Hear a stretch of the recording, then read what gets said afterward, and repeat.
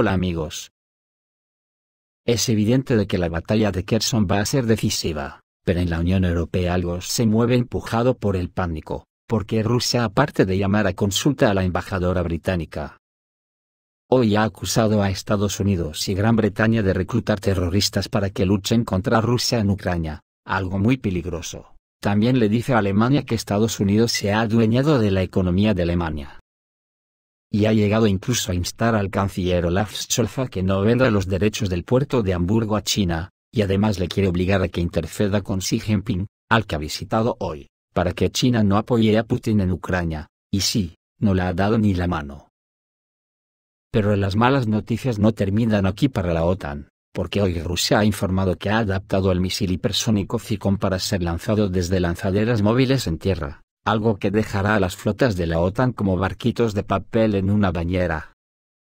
Parece que a Estados Unidos no le salen las cuentas.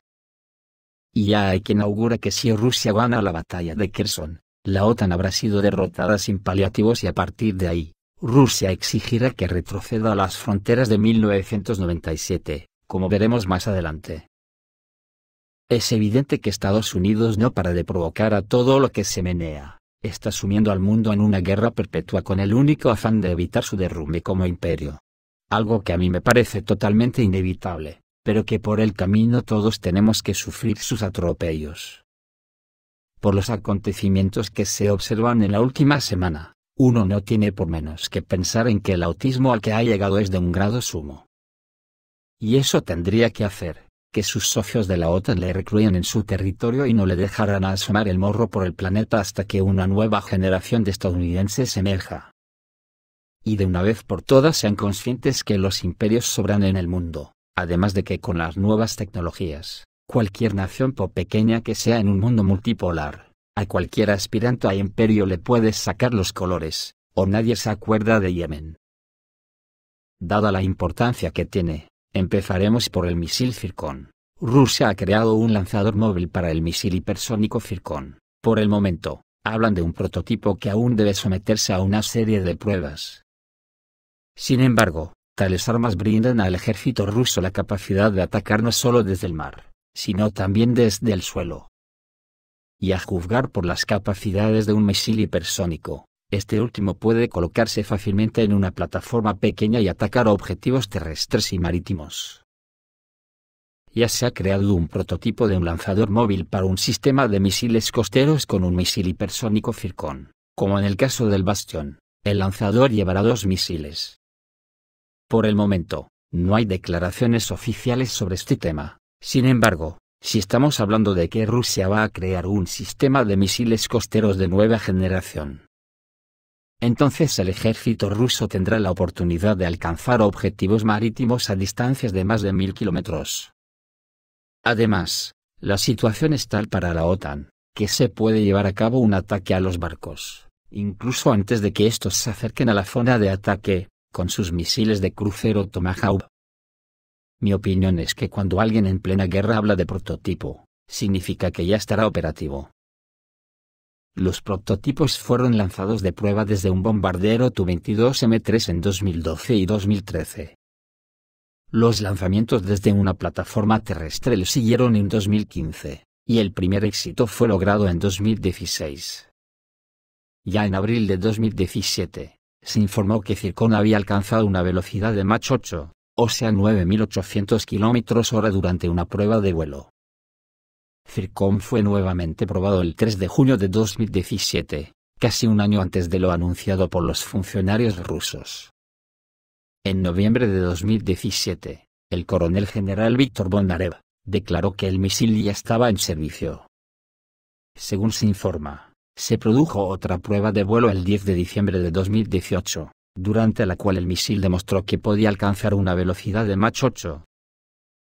Y el 20 de febrero de 2019, el presidente ruso Vladimir Putin declaró que el misil es capaz de acelerar hasta Mach 9, y destruir objetivos tanto marinos como terrestres a una distancia de más de 1000 kilómetros. A finales de año, el 24 de diciembre de 2019, Vladimir Putin declaró que la versión terrestre de Zircon estaba en desarrollo, y dicen en Rusia que este misil es uno de los que Putin ha supervisado personalmente durante todo el proceso.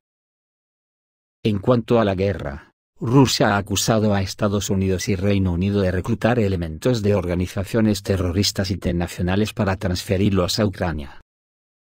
Así lo ha revelado el secretario del Consejo de Seguridad de Rusia, Nikolai Patrushev, durante una reunión con sus homólogos de la Comunidad de Estados Independientes, organización supranacional de antiguos países soviéticos. En medio de la operación militar especial de Rusia en Ucrania, los servicios especiales de Estados Unidos e Inglaterra están reclutando miembros de las organizaciones terroristas internacionales. Y los transfieren para tomar parte en las hostilidades del lado del régimen de Kiev, dijo, tal como recoge la agencia local RIA Novosti.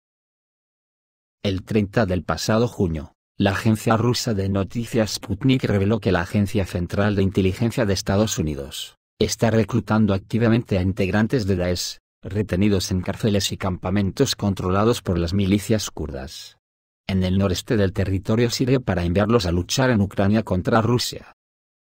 Otro reporte publicado en febrero también evidenció la operación estrecha de la Agencia Central de Inteligencia con Turquía, en el traslado de un número significativo de los terroristas del Frente al-Nusra a Ucrania para combatir a Rusia. Ante todo esto, Estados Unidos se está apoderando de la economía alemana. Tras la pérdida de la energía barata rusa, Berlín perderá materias primas y componentes de China para sus industrias tecnológicamente más avanzadas. Por eso ha viajado hoy Olaf Scholz a Pekín, pero los estadounidenses lanzaron una campaña para impedir la entrada de la empresa estatal china COSCO en la sociedad gestora del puerto de Hamburgo.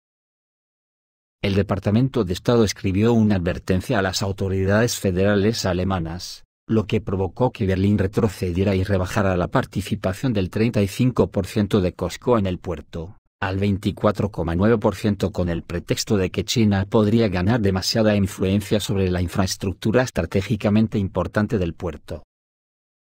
La terminal de Toyerort en Hamburgo ha estado trabajando con los chinos desde 1982. Ahora las entregas son tan grandes que se necesitan 3.600 camiones, o 50 trenes de carga para transportar la carga entregada tierra adentro. Uno de cada 3 contenedores que maneja la terminal proviene de China, o tiene que ser enviado ahí. COSCO estaba dispuesto a invertir 65 millones de euros en los términos originalmente acordados para la inversión en Toyerort. Las autoridades portuarias dicen que la naviera china es un socio confiable. Pero nadie escucha a la administración del puerto. Se habla de que los chinos están espiando el flujo de mercancías en el puerto, aunque Internet ha permitido durante mucho tiempo saber qué barco navega y hacia dónde. Y lo que hay en los contenedores es tan poco conocido por el operador de la terminal como por el cartero que trae los paquetes. Al mismo tiempo, la terminal de Toyerort es la más pequeña de las 3 terminales del puerto de Hamburgo y representa solo el 13% de la facturación de carga del puerto. Pero de todos modos, Estados Unidos le ordena a Olaf Scholz que no puede trabajar con los chinos, y claro, los chinos están indignados y dicen que Estados Unidos no tiene derecho a interferir. La cooperación pragmática entre China y Alemania es asunto de 2 países soberanos, dijo el portavoz del Ministerio de Relaciones Exteriores de China, Zhao Lijian, en una conferencia de prensa en Beijing en vísperas de la visita de Scholz. Mientras tanto, si COSCO se retira del trato, el puerto de Hamburgo podría quedar aislado del creciente tráfico asiático con la pérdida de alrededor de 600 puestos de trabajo.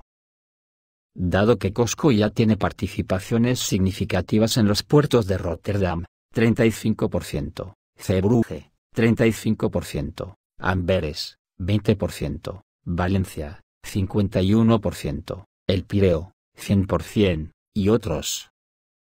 De hecho, Hamburgo es uno de los últimos puertos importantes de Europa que no ha vendido una participación en la terminal a COSCO. De tal modo, que con la ayuda del dinero chino invertido en El Pireo, Grecia pudo pagar su deuda con el Fondo Monetario Internacional. Pero lo que está permitido para Grecia, no está permitido para Alemania. Está condenado a perder competitividad y no solo en el transporte de carga. El caso es que hoy durante la visita a Pekín, Xi Jinping no estrechó la mano de Scholz. Beijing acogió una reunión entre Xi Jinping, presidente de la República Popular China, y Olaf Scholz, canciller de Alemania, informa la agencia Xinhua. En la reunión, el líder de la República Popular China no estrechó la mano de su colega. Olaf Scholz llegó a China en una visita de un día. La reunión de los dos mandatarios se realizó con restricciones debido a un nuevo brote de coronavirus en China. Dicen que debido a las estrictas medidas restrictivas, Xi Jinping no estrechó la mano de Scholz en la reunión, pero el líder chino se reunió con su colega sin máscara protectora.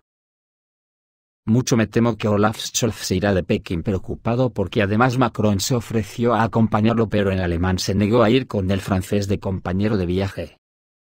Y todo esto en vísperas de la gran batalla de Kherson, que a decir por algún analista como Jacob Kedmi, puede dar como resultado que si Rusia sale victoriosa exigirá a la OTAN retomar las fronteras de 1997. El experto militar Jacob Kedmi cree que Kiev ya no podrá cambiar el rumbo de la operación militar especial de Rusia. Sin embargo, Occidente sigue creyendo lo contrario, y este es uno de los grandes errores de Occidente.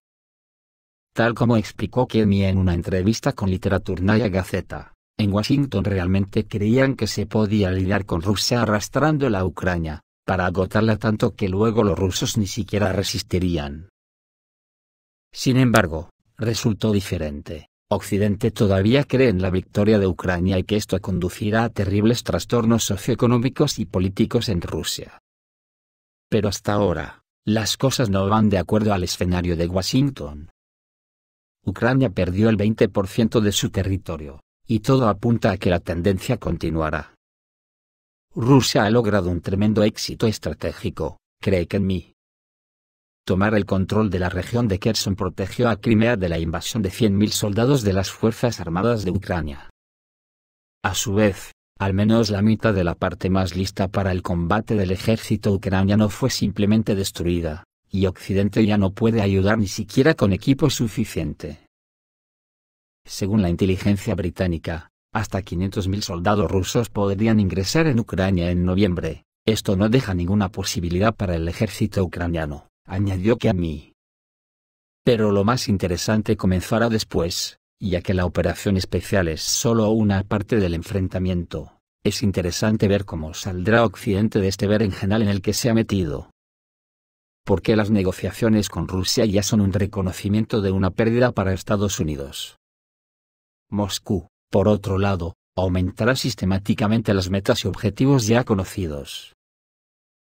Tal vez, sobre fijar la ubicación del ejército ruso y el Estado ruso dentro de las fronteras en las que se encuentran ahora.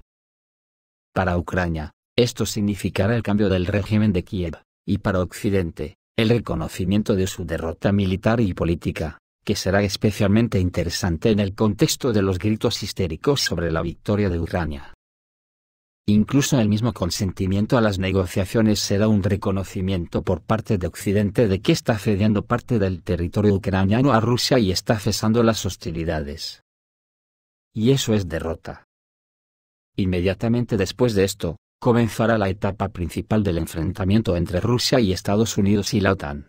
Y en esta etapa, los objetivos de Rusia permanecerán sin cambios. Sobre las exigencias del ultimátum de diciembre de 2021. El regreso de la OTAN al estado de 1997, terminó diciendo Jacob Kedmi. Esto es todo amigos, reciban un saludo.